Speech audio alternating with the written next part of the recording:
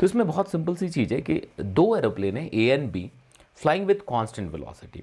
तो इन्फॉर्मेशन भी देखते जाना है प्रॉब्लम सॉल्विंग अप्रोच में। ये भी है कि क्या क्या इन्फॉर्मेशन हमें माइंड में रखने, क्या क्या इन्फॉर्मेशन कॉपी पे जो भी रफ वर्क के लिए पेपर मिला है वहाँ लिखते जाना है। सो वेलोसिटी रिमेन्स कांस्टेंट, ये बहुत इंपॉर्टेंट रोल प्ले करेगा, क्योंकि ऐसा ना सोच ले कि जी लग रहा है प्रोजेक्टाइल होगा, ये होगा वो होगा, कुछ भी नहीं है ना।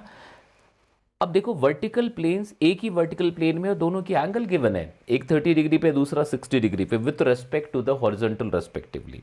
ठीक है, द स्पीड ऑफ ए, अब जैसे जो नोट करना है हमें तो हम लिखें अच्छा अच्छा अच्छा, speed of A is given, it is 100√3 metre per second, it is 100√3 metre per second. ठीक है, अब t0 पे an observer in A, observer in A मतलब ए ऑब्जर्वर बनेगा, डेफिनेटली वो बी को ऑब्जर्व कर रहा होगा, डेफिनेटली वो बी को ऑब्जर्व कर रहा होगा। ठीक है, B at a distance of 500 metre, मतलब t0 पे अगर हम बात करें तो जो separation between B and A, मतलब ए बी को ऑब्जर्व कर रहा है उतनी दूर है, तो बी ए को हम 500 मीटर लिख सकते हैं। It is given in the question कि उन दोनों के बाद बीच जो सेपरेशन है वो 500 मीटर की है।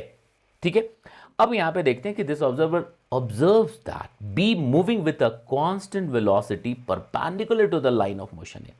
मतलब ये गिवन है क्वेश्चन में कि अगर ये ए का लाइन है, ठीक है, तो जो बी है, बी की वेलोसिटी ए अगर देखता है तो वो इधर दिख रहा है, इस लाइन पे, समझने की कोशिश करिएगा, वो उसे दिख रहा है इस लाइन पे।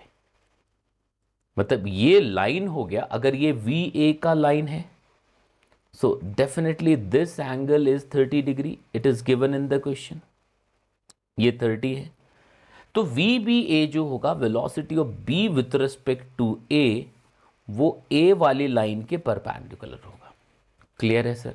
बहुत सिंपल सी चीज़ है कि अगर मैं वी बी की बात करूं ग्राउंड के फ्रेम में, तो डेफिनेटली वो इधर है, this is the velocity of B with respect to ground. तो अगर हम देखेंगे ये 60 है, ये 30 है, तो ये भी 30 होना चाहिए, क्योंकि आप देख पा रहे हैं कि भाई ये 60 डिग्री का एंगल बना रहा है ग्राउंड के साथ। अब आप देखो velocity of B with respect to A निकालनी है, तो हमें क्या करना चाहिए, वी बी और नेगेटिव ऑफ वी ए का रिजल्टेंट लिखना है। यही बताया मैंने, अभी आप देखेंगे, अभी आप यहां पे देखोगे ये, ठीक है, अच्छा थोड़ा सा पार्ट हाँ दिख रहा होगा, ठीक है, V B minus V A ये लिख सकते हैं। तो ये मैंने बताया हुआ, अभी देखेंगे कॉन्सेप्ट पैक चला हुआ है अभी, जो फास्ट रिवीजन के लिए कॉन्सेप्ट का रिवीजन है, तो पार्ट 3 में देखिएगा, काइनेमेटिक्स में भी दिख जाएगा आपको, ऐसा लिखना है।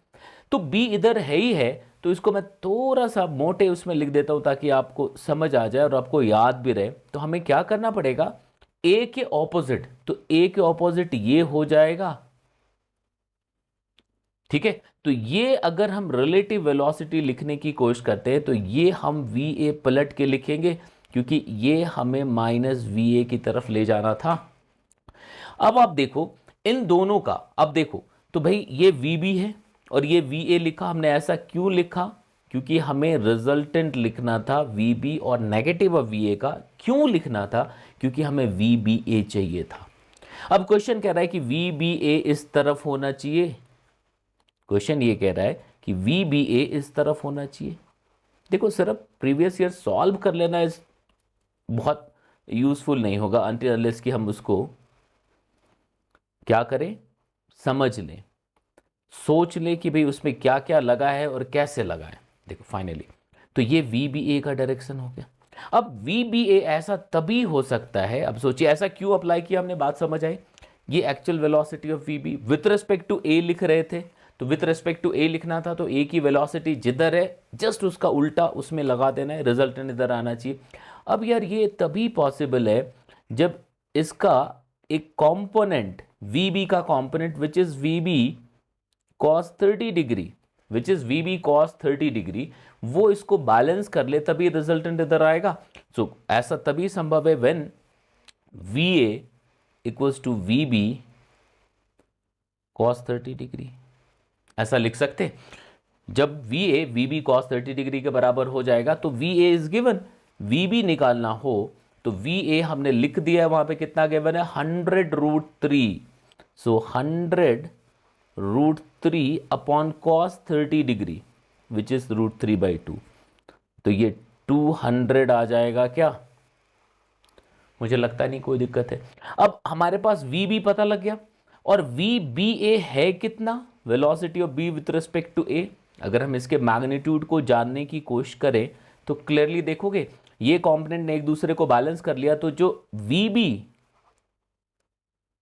साइन 30 डिग्री है वही तो वी बी ए है, तो वी बी साइन 30 डिग्री, तो V B A is V B sine 30 डिग्री। वी बी ऑलरेडी हमें पता लग चुका है, तो 200 into 1/2 which is 100 meter per second. This is the velocity of B with respect to A.